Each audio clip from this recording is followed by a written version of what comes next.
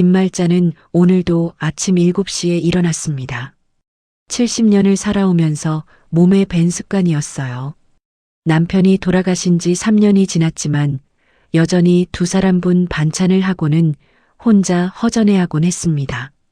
서울 은평구에 있는 이 집은 남편과 함께 40년 전에 장만한 곳이었어요. 작은 단독주택이지만 마당도 있고 주변이 조용해서 살기 좋았지요. 남편 김진수는 중학교에서 수학을 가르쳤고 말자는 가정주부로 아들 준호와 딸 미옥을 키웠습니다. 말자는 학교를 많이 나가지는 못했지만 사람들과 이야기하는 것을 좋아했어요. 어려운 이웃이 있으면 먼저 나서서 도와주고 동네 경로당에서는 모든 할머니들의 든든한 언니 같은 존재였습니다. 남편이 세상을 떠난 후 말자에게는 이 집과 은행에 있는 예금 3천만 원 정도가 전 재산이었어요. 넉넉하지는 않았지만 혼자 살기에는 충분했습니다. 오늘은 한 달에 한 번 정기 검진을 받는 날이었어요. 박 선생님, 안녕하세요. 말자는 동네 내과의원에 들어서며 인사했습니다. 어머니, 오늘 컨디션은 어떠세요? 박 의사는 40대 후반의 차분한 사람이었어요. 이 동네에서 10년째 병원을 운영하고 있었지요. 그럭저럭 살만해요. 다리가 조금 아프긴 한데 혈압부터 재보겠습니다. 검진은 평소와 다름없이 진행되었어요. 혈압도 정상이고 혈당도 괜찮았습니다. 약은 이전과 같은 걸로 드시면 되고요. 박 의사가 처방전을 적으며 말했습니다. 그런데 이상하게 눈빛이 불안해 보였어요. 어머니 잠깐만요. 박 의사가 갑자기 일어나더니 진료실 문을 확인했습니다. 그리고 책상 서랍에서 작은 메모지를 꺼냈어요. 이거 꼭 읽어보세요. 그는 조심스럽게 말자의 손에 쪽지를 쥐어주었습니다. 지금 말고 집에 가서요.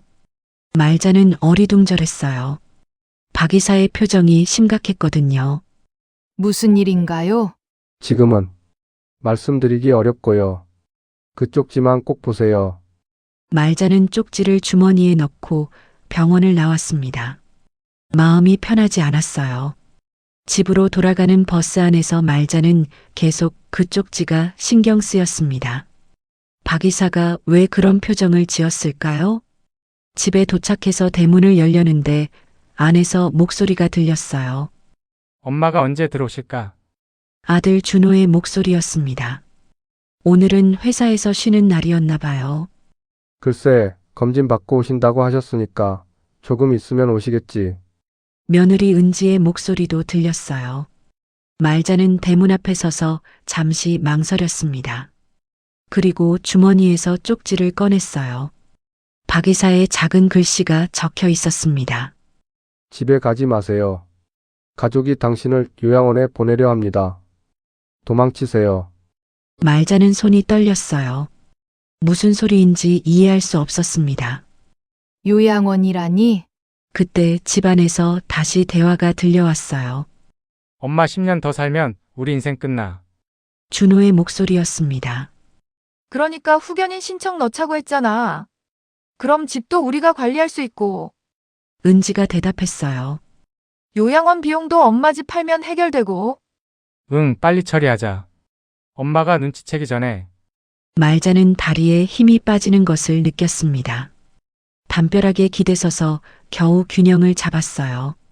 자신의 귀를 의심했지만 분명히 들은 소리였습니다. 내가 내 자식들한테 짐이구나. 말자의 눈에서 눈물이 흘러내렸어요. 70년을 살아오며 이런 배신감을 느껴본 적이 없었습니다. 하지만 눈물이 마르면서 다른 감정이 올라왔어요. 분노였습니다. 이렇게 당하고만 있을 수는 없어. 말자는 조용히 대문에서 물러났습니다. 그리고 근처 공원으로 걸어갔어요. 벤치에 앉아서 다시 한번 쪽지를 읽어봤습니다. 박 의사는 어떻게 이런 일을 알았을까요? 아마도 준호나 은지가 요양원 문의를 하면서 의사소견서를 받으려 했을 거예요. 그 과정에서 박 이사가 눈치챈 것 같았습니다. 그럼 이미 구체적으로 계획하고 있었다는 거네. 말자는 주먹을 꽉 쥐었어요. 1시간 후 집으로 돌아간 말자는 평소와 다름없이 행동했습니다. 다녀왔다. 어머니, 검진 결과 어떠셨어요? 은지가 다정하게 물었어요. 하지만 이제 그 목소리가 가짜처럼 들렸습니다. 별일 없다는구나. 다행이네요. 저녁 준비할게요. 말자는 고개를 끄덕이고 방으로 들어갔어요. 그날 저녁 가족이 함께 밥을 먹으면서도 말자는 한마디도 하지 않았습니다. 준호와 은지는 평소처럼 일상적인 이야기를 나눴지만 말자의 귀에는 모든 것이 연극처럼 들렸어요. 밤이 되어 모든 가족이 잠든 후 말자는 이불 속에서 뒤척였습니다. 내가 어떻게 해야 하지? 박 이사의 쪽지가 계속 머릿속을 맴돌았어요. 도망치세요라는 말이 특히 마음에 걸렸습니다. 70살에 도망을 친다고? 하지만 다른 방법이 있을까요? 준호와 은지에게 들킨 얘기를 했다가는 오히려 더 빨리 요양원으로 보내질지도 모르겠어요. 새벽이 되어서야 말자는 결심을 굳혔습니다. 이대로 당하지는 않겠어. 창밖으로 동이 트고 있었어요. 새로운 하루가 시작되는 것처럼 말자에게도 새로운 시작이 필요했습니다. 그녀는 아직 모르고 있었어요. 이 작은 쪽지 한 장이 자신의 인생을 완전히 바꿔놓게 될 것이라는 것을. 새벽 5시 말자는 더 이상 잠을 이룰 수 없었습니다. 어젯밤 들은 대화가 머릿속에서 맴돌았어요. 엄마 10년 더 살면 우리 인생 끝나. 아들의 그 말이 가슴을 후비고 들어왔습니다. 말자는 조용히 이불을 걷고 일어났어요. 옆방에서 준호 부부의 잠든 소리가 들렸습니다. 평온해 보이는 그 숨소리가 이제는 으스스하게 느껴졌어요. 거실로 나가서 달력을 보니 오늘이 금요일이었습니다. 준호는 회사에 가고 은지는 파트타임으로 일하러 나갈 거예요.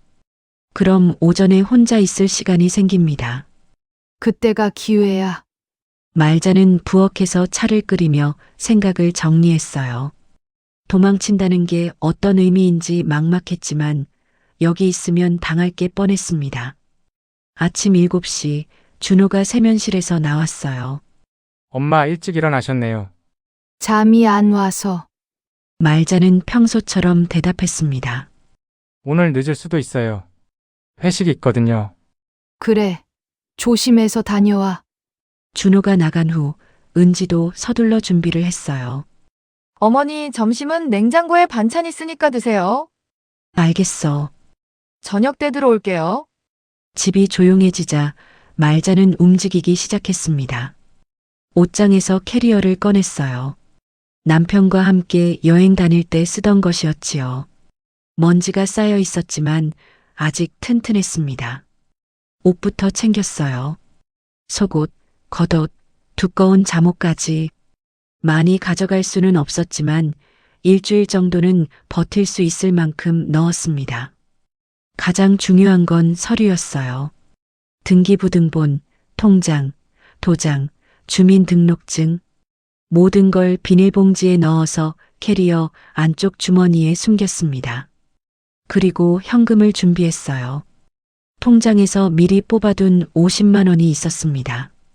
당분간은 이 돈으로 버텨야 했어요.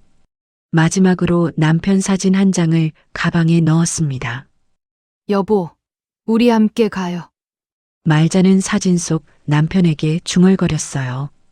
모든 준비를 마치고 나니 9시가 넘어 있었습니다. 말자는 캐리어를 들고 집을 나섰어요. 택시를 잡아 타고 종로 쪽으로 향했습니다. 할머니, 어디까지 가세요? 종로 3 가요. 캐리어가 있으시네. 여행이라도 가세요? 운전기사가 친근하게 물었어요. 네. 잠깐 다녀올 일이 있어서요. 말자는 거짓말을 했습니다. 하지만 완전한 거짓말은 아니었어요. 어쩌면 아주 긴 여행을 떠나는 것일지도 모르니까요. 종로에 도착해서 오래된 여관 하나를 찾았습니다. 하루에 3만 원이라고 했어요. 얼마나 머무실 예정이세요? 우선 하루만요. 방은 좁았지만 깨끗했어요. 말자는 캐리어를 침대 옆에 놓고 앉았습니다. 이제 뭘 해야 하지? 막막했어요. 70년을 살았지만 이런 상황은 처음이었습니다. 핸드폰을 보니 준호에게서 문자가 와 있었어요. 엄마 점심 드셨어요? 답장 주세요. 말자는 한참 망설이다가 답장을 보냈습니다. 응. 잘 먹었어. 거짓말이었지만 어쩔 수 없었어요. 저녁 때 또 연락이 왔습니다. 엄마 회식 취소됐어요. 금방 들어갈게요. 말자는 답장하지 않았어요. 이제 집에 없다는 걸 들킬 시간이었습니다. 밤 9시쯤 준호에게서 전화가 왔어요. 엄마 어디 계세요? 응. 집에 안 계시는데요? 말자는 심장이 빨리 뛰었어요. 잠깐 나왔어. 어디요? 이 시간에? 경로당에. 경로당은 이미 문 닫았는데요. 엄마 진짜 어디 계세요? 준호의 목소리가 날카로워졌어요. 친구 집에 있어. 무슨 친구요? 넌 몰라. 말자는 전화를 끊어버렸습니다. 곧바로 또 전화가 왔지만 받지 않았어요. 문자가 계속 왔습니다. 엄마 전화 받으세요. 걱정되니까 어디 있는지 말씀해 주세요. 혹시 무슨 일 있었어요? 말자는 핸드폰을 꺼버렸어요. 다음 날 아침 말자는 일찍 일어나 인터넷 카페에 갔습니다. 어디서 도움을 받을 수 있을지 알아봐야 했어요. 노인 인권 변호사라고 검색해보니 여러 법률사무소가 나왔습니다. 그 중에서 무료 상담을 해준다는 곳을 찾았어요. 장은희 변호사 사무실이었습니다. 전화를 걸어봤어요. 여보세요. 장은희 법률사무소입니다. 혹시 상담 받을 수 있을까요? 어떤 사안이신가요? 가족이 저를 요양원에 보내려고 해요. 아, 그런 경우시군요. 오늘 오후에 시간 있으시면 오세요. 말자는 주소를 적어두고 전화를 끊었어요. 오후 2시 말자는 변호사 사무실에 앉아 있었습니다. 장은희 변호사는 40대 초반의 여성이었어요. 친근하면서도 전문적인 느낌이 들었습니다. 말씀해 보세요. 말자는 어제 들은 대화부터 시작해서 모든 상황을 설명했어요. 이건 명백한 재산 강탈 시도입니다. 장 변호사의 표정이 굳어졌어요. 후견인 신청을 악용해서 어르신의 재산을 빼앗으려는 거거든요. 그럼 어떻게 해야 하나요? 증거를 확보해야 합니다. 장 변호사가 메모를 하며 말했습니다. 대화 내용이나 구체적인 계획이 담긴 증거가 있어야 해요. 어떻게요? 제가 아는 탐정이 있어요. 전문적으로 이런 일을 다루거든요. 장 변호사는 명함을 하나 꺼냈어요. 최 탐정님이에요. 가족 갈등 사건을 많이 해결하셨어요. 비용은 걱정 마세요. 성공 보수제로 할 수 있어요. 말자는 명함을 받아들었어요. 어머님, 용기 내세요. 어르신이 당하고만 계실 필요 없어요. 정말 이길 수 있을까요? 당연하죠. 법은 어르신 편이에요. 변호사 사무실을 나와서 말자는 처음으로 희망을 느꼈어요. 그날 저녁 최 탐정에게 전화를 걸었습니다. 장은희 변호사님 소개로 연락드려요. 아, 그 사건이군요. 내일 만나서 얘기해요. 말자는 여관 침대에 누워서 천장을 바라봤어요. 내가 나를 지킬 거야. 처음에는 두려웠지만 이제 마음속에서 힘이 솟아오르는 걸 느꼈습니다. 핸드폰을 켜보니 준호에게서 10통 넘는 전화와 수십 개의 문자가 와 있었어요. 엄마 제발 연락해 주세요. 경찰에 신고할 거예요. 어디 계신지 알려주세요. 마지막 문자는 오늘 오후였습니다. 엄마가 이상해요. 혹시 치매 증상인가요? 말자는 씩 웃었어요. 치매라고? 나를 너무 만만하게 봤구나. 그녀는 문자 하나를 보냈습니다. 난 멀쩡해. 걱정 말고 너희끼리 잘 살아. 그리고 다시 핸드폰을 껐어요. 이제 정말로 새로운 시작이었습니다. 최 탐정과의 만남은 다음 날 오전 10시였습니다. 카페에서 기다리고 있는데 50대 중반쯤 되어 보이는 남자가 다가왔어요. 평범한 차림새였지만 눈빛이 예리했습니다. 김말자 어머니시죠? 네, 그런데요. 최민호입니다. 앉으세요. 최 탐정은 커피를 주문한 후 바로 본론으로 들어갔어요. 장 변호사님께 대략적인 얘기는 들었습니다. 구체적으로 말씀해 주세요. 말자는 다시 한번 상황을 설명했어요. 들은 대화 내용부터 도망 나온 이유까지. 전형적인 케이스네요. 최 탐정이 메모를 하며 고개를 끄덕였습니다. 요즘 이런 일이 많아요. 부모 재산을 노리는 자식들, 정말 증거를 잡을 수 있을까요? 물론이죠. 그런데 시간이 좀 걸릴 수 있어요. 최 탐정이 찻잔을 내려놓으며 말했습니다. 일단 집 주변에 감시 장비를 설치하고 전화통화나 만남을 추적해야 해요. 그럼 집 근처에 가야 하는 건가요? 말자가 불안해하자 최 탐정이 손을 흔들었어요. 어머님은 안전한 곳에 계세요. 제가 알아서 할게요. 비용은 얼마나?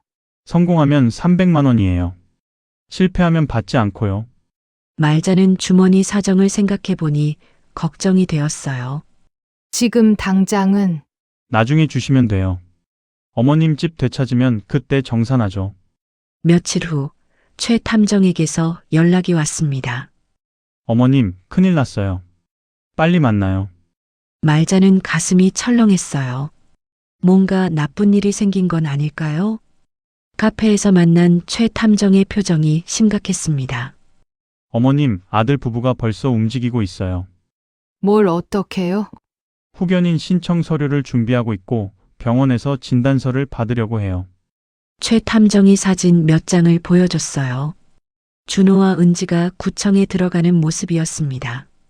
이건 어제 찍은 거예요. 벌써? 그리고 이것도 보세요. 최 탐정이 핸드폰을 꺼내 녹음 파일을 틀었어요. 준호의 목소리가 들려왔습니다. 엄마가 계속 이상해. 갑자기 사라지고 이상한 소리하고. 은지의 목소리도 이어졌어요. 치매 초기 증상 같은데. 어서 병원 데려가야지. 맞아. 그럼 후견인 신청도 쉬워질 거야. 집 가구들 미리 빼둘까? 나중에 복잡해질 수도 있잖아. 좋은 생각이야. 중고나라에 올려볼게. 말자는 손이 떨렸어요. 쟤들이 내 가구를? 네, 어제 냉장고랑 세탁기를 중고 사이트에 올렸어요. 최 탐정이 핸드폰 화면을 보여줬습니다. 분명히 말잔의 집 가전제품들이었어요. 이건 명백한 절도 행위입니다. 그럼 경찰에 아직은 안 돼요. 더 확실한 증거가 필요해요. 최 탐정이 고개를 저었습니다. 이 정도로는 부족해요. 말자는 절망스러웠어요. 자신의 집에서 자신의 물건들이 팔려나가는데 아무것도 할 수 없다니. 그럼 어떻게 해야 하나요? 조금만 더 기다려 보세요. 분명히 결정적인 증거를 잡을 기회가 올 거예요. 하지만 상황은 점점 나빠져만 갔습니다. 며칠 후 최 탐정이 또 연락했어요. 어머님, 아드님이 은행에 갔어요. 은행에? 어머님 통장 접근을 시도했는데 거절당했어요. 본인 아니면 안 된다고 하더라고요. 그나마 다행이었어요. 하지만 안심할 수는 없었습니다. 그리고 이건 더 심각한데 최 탐정의 목소리가 무거워졌어요. 어젯밤 녹음한 건데 들어보세요. 또 다른 녹음 파일이 재생되었습니다. 은지의 목소리였어요. 엄마가 계속 안 들어오면 실종 신고할까? 그러면 치매 환자로 처리될 수도 있겠네. 준호가 대답했습니다. 그럼 후견인 신청이 더 쉬워지고. 맞아. 그리고 약도 바꿔야겠어. 엄마가 돌아오면 당분간 정신 못 차리게. 무슨 약? 수면제 같은 거. 혈압약에 섞어서 주면 돼. 그런 건 위험하지 않아? 조금만 넣으면 괜찮아. 그냥 졸린 것처럼 보이게. 말자는 소스라치게 놀랐어요. 이 놈들이 나를 약으로? 네, 이건 정말 위험한 계획이에요. 최 탐정도 충격받은 표정이었습니다. 더 듣고 싶지 않으시겠지만 더 있어요. 더, 밥을 굶기는 방법도 논의했어요. 치매라고 우기면서 말자는 더 이상 들을 수 없었어요. 어떻게 자신이 낳고 기른 아들이 이런 생각을 할 수 있을까요? 어머님, 괜찮으세요? 괜찮지 않아요. 어떻게 이럴 수가. 말자의 목소리가 떨렸습니다. 하지만 이제 충분한 증거가 모였어요. 최 탐정이 위로하듯 말했습니다. 이걸로 장 변호사님께 가면 법적 대응이 가능해요. 정말요? 네, 재산 강탈 시도, 상해, 위험, 감금 계획, 모든 게 기록되어 있어요. 말자는 처음으로 희망을 느꼈어요. 그럼 이제 뭘 해야 하나요? 일단 장 변호사님께 가서 상의해요. 그리고 최 탐정이 잠시 망설이더니 말했습니다. 반격 준비를 해야겠어요. 반격요? 네, 이제 어머님이 당하고만 있을 시간은 끝났어요. 그날 오후 말자는 장 변호사 사무실에 앉아 있었습니다. 녹음 파일들을 다 들은 장 변호사의 얼굴이 굳어졌어요. 이건 정말 심각한 사안입니다. 어떻게 해야 하나요? 먼저 강제 후견인 신청 기각 신청을 법원에 제출하고 재산보호 가처분 신청도 함께 할게요. 장 변호사가 메모를 하며 설명했습니다. 그리고 경찰에도 신고해야 해요. 재산 강탈 시도와 상해 위험이 명백하니까. 정말 이길 수 있을까요? 당연히 이길 수 있어요. 증거가 이렇게 확실한데요. 장 변호사가 확신에 찬 목소리로 말했습니다. 어머님, 이제 숨어 있을 필요 없어요. 당당하게 나서세요. 말자는 고개를 끄덕였어요. 처음에는 두려웠지만 이제 마음이 단단해졌습니다. 선생님, 제가 직접 나설 수 있을까요? 물론이죠. 어떤 생각이세요? 아들 부부가 놀랄 만한 방법으로. 말자의 눈에 결의가 서렸어요. 며칠 전까지만 해도 그저 도망만 생각했던 70세 할머니가 이제는 완전히 다른 사람이 되어 있었습니다. 더 이상 피해자가 아닌 정의를 찾기 위해 싸우는 전사가 된 것이었어요.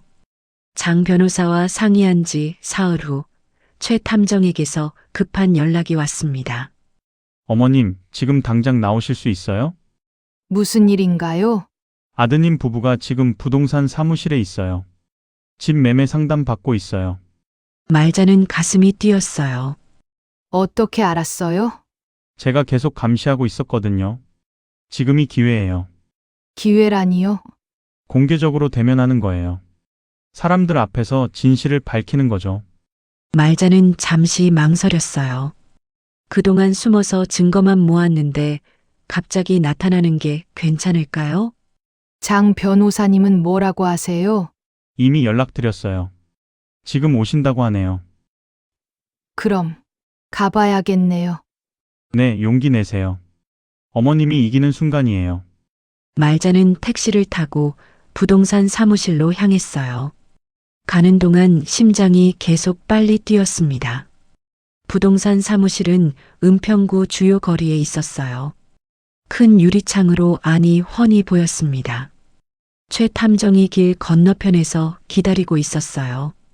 어머님, 저기 보이세요? 말자가 고개를 돌리니 정말로 준호와 은지가 책상에 앉아 있었어요. 부동산 중개인과 진지하게 대화하고 있었습니다. 장 변호사님도 오셨어요. 장은희 변호사가 서류 가방을 들고 다가왔어요. 어머님, 준비되셨어요? 떨려요. 당연해요. 하지만 정의는 어머님 편이에요. 장 변호사가 말자의 어깨를 두드렸습니다. 그럼 들어가죠. 세 사람이 부동산 사무실 문을 열고 들어갔어요. 준호와 은지는 뒤를 돌아보더니 깜짝 놀란 표정을 지었습니다. 엄마, 준호가 자리에서 벌떡 일어났어요. 엄마 어디 계셨어요? 얼마나 찾았는데. 응, 잘 지냈어. 말자는 차분하게 대답했습니다. 부동산 중개인이 어리둥절한 표정으로 물었어요. 이분이 누구세요?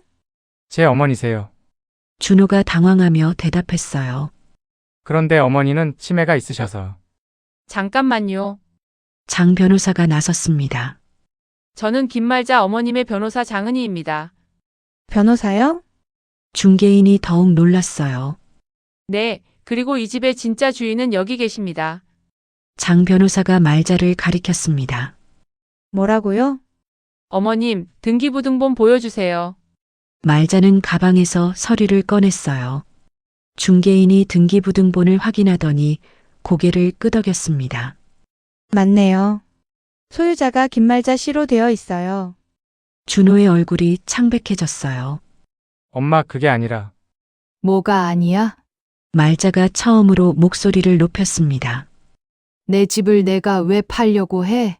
엄마가 치매 때문에. 치매. 말자가 씩 웃었어요.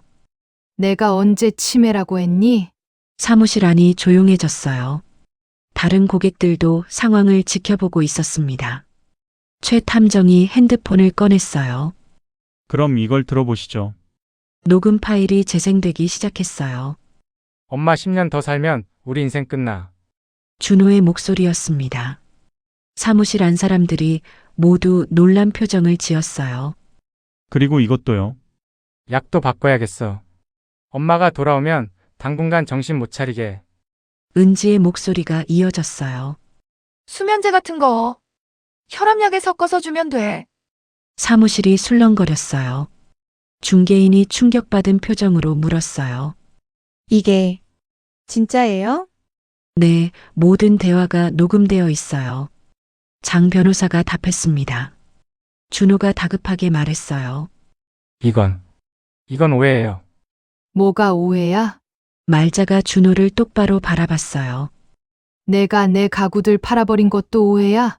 그건 중고나라에 올린 거 다 봤어.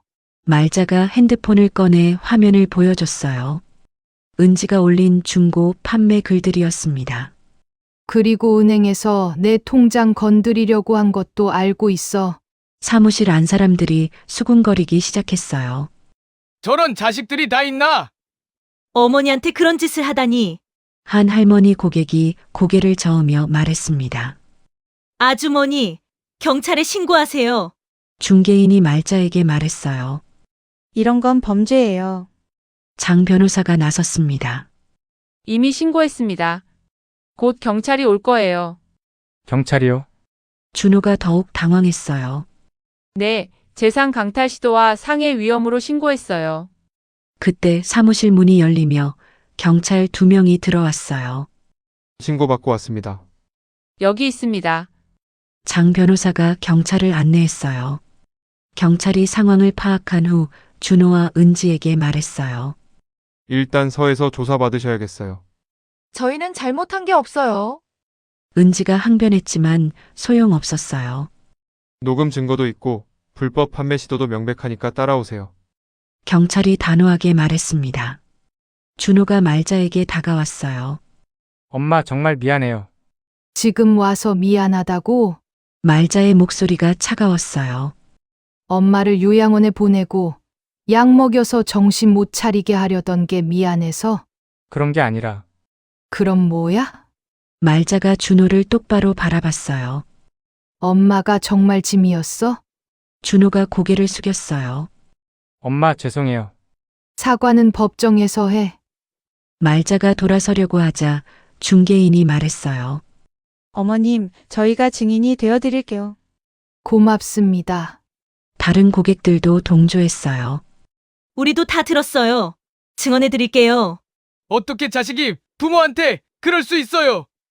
사무실을 나오면서 말자는 처음으로 마음이 후련했어요. 어머님, 정말 대단하세요. 최 탐정이 엄지를 치켜들었어요. 많이 떨리셨을 텐데. 떨렸지만 해야 할 일이었어요. 말자가 깊은 숨을 내쉬었어요.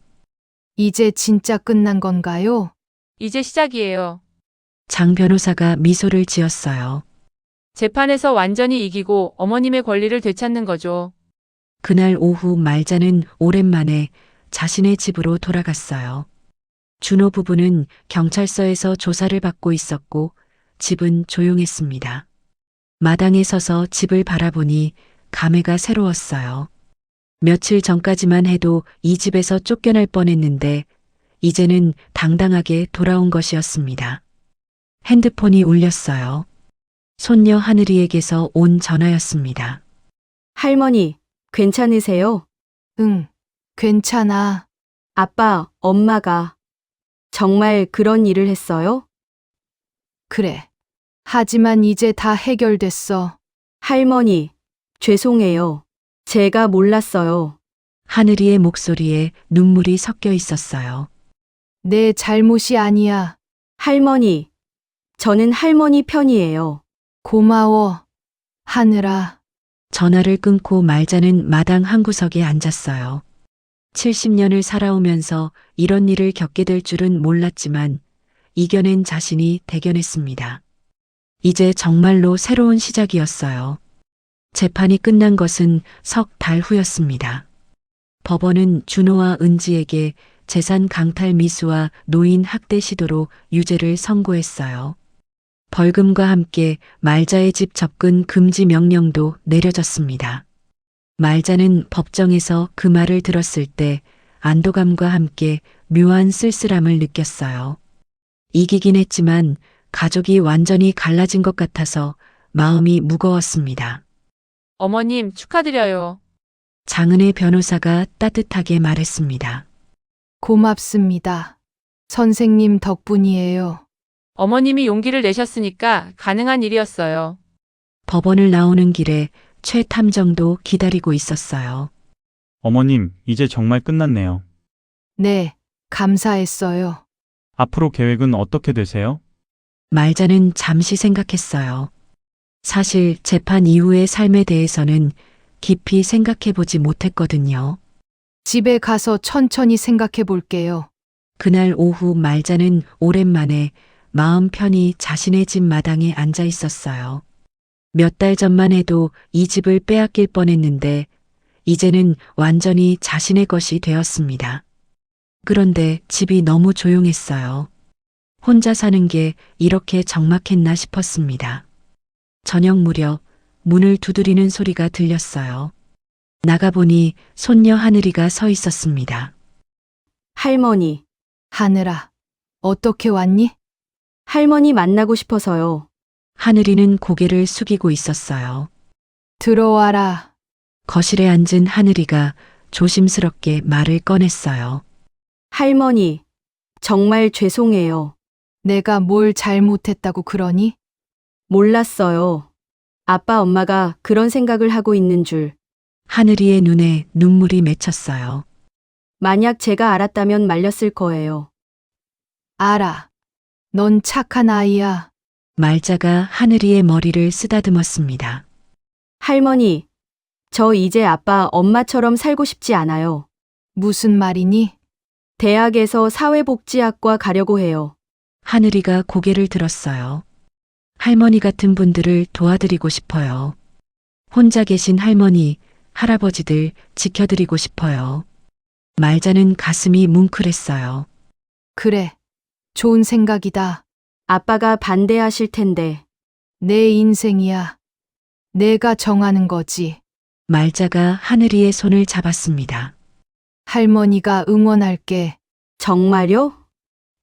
그럼 할머니가 뒤에서 든든하게 받쳐줄게. 하늘이가 환하게 웃었어요. 할머니, 사랑해요. 나도 사랑한다. 하늘아. 하늘이가 돌아간 후 말자는 혼자 생각에 잠겼어요. 이번 일을 겪으면서 많은 것을 배웠습니다. 가족이라고 해서 무조건 믿을 수 있는 건 아니라는 것. 하지만 진짜 가족은 피로 이어지는 게 아니라 마음으로 이어지는 거라는 것도 알았어요. 며칠 후 말자는 특별한 결정을 내렸습니다. 마당에서 작은 장독대를 닦으며 생각을 정리했어요. 혼자 사는 것도 나쁘지 않지만 뭔가 더 의미 있는 일을 하고 싶었습니다. 동네 복지관에 전화를 걸었어요. 혹시 자원봉사할 일이 있을까요? 어떤 자원봉사를 원하세요? 혼자 사시는 어르신들 도와드리는 일이요. 아, 그런 프로그램 있어요. 내일 한번 오시겠어요? 다음 날 말자는 복지관을 찾아갔어요. 담당자가 반갑게 맞아주었습니다. 어르신도 혼자 사시는데 다른 분들 도와드리신다고요? 네. 제가 경험이 있으니까요. 말자가 웃으며 대답했어요. 좋은 마음이세요. 그런데 혹시 어떤 경험이신지. 말자는 자신의 이야기를 간단히 들려주었어요. 가족에게 당할 뻔한 일과 어떻게 이겨냈는지를. 정말 대단하세요. 그런 일을 겪으시고도 다른 분들 도우려고 하시다니. 저 혼자만 겪는 일이 아닐 테니까요. 그렇게 말자는 새로운 일을 시작했어요. 일주일에 3번 혼자 사는 어르신들을 찾아뵙고 안부를 확인하는 일이었습니다. 첫 번째로 찾아뵌 분은 80세 박할머니였어요. 누구세요? 복지관에서 나왔어요. 안부 인사드리려고요. 아, 들어오세요. 박할머니는 말자와 비슷한 또래였지만 훨씬 외로워 보였어요. 자식들은 어디 계세요? 다들 바빠서서.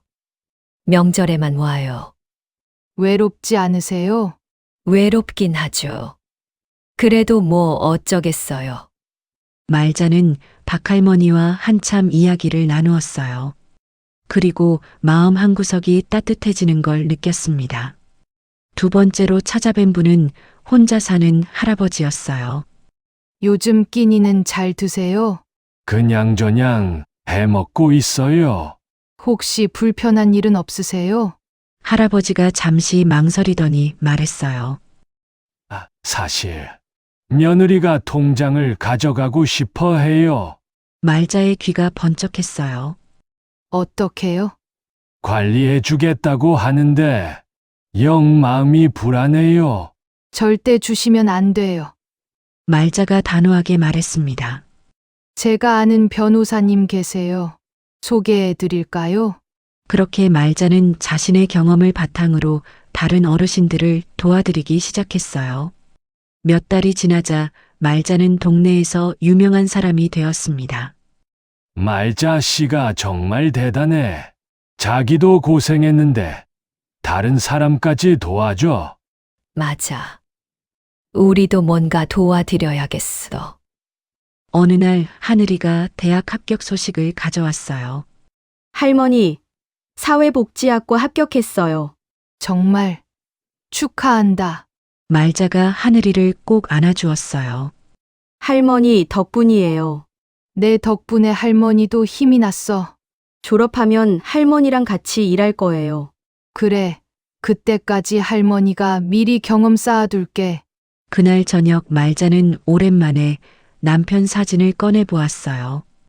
여보, 요즘 할 일이 많아졌어. 사진 속 남편이 미소 짓는 것 같았어요. 처음엔 무서웠는데 이제는 할만해. 나처럼 어려운 일 겪는 사람들이 많더라고. 말자는 사진을 가슴에 안았어요. 고마워, 여보. 혼자 두고 가서 미안했는데 잘 견뎌줘서. 창밖으로 봄바람이 불어왔어요. 말자는 내일 또 어떤 어르신을 만날지 생각하며 미소를 지었습니다. 70년을 살아오면서 이렇게 보람찬 시간은 처음이었어요. 가족은 피로 이어지는 게 아니라 서로를 지키는 마음으로 이어지는 거였습니다. 그리고 그런 가족은 혈연이 아니어도 얼마든지 만들 수 있다는 걸 알았어요. 말자는 이제 진짜로 새로운 삶을 살고 있었습니다. 혼자이지만 외롭지 않고 나이는 많지만 꿈이 있는 그런 삶을 말이에요.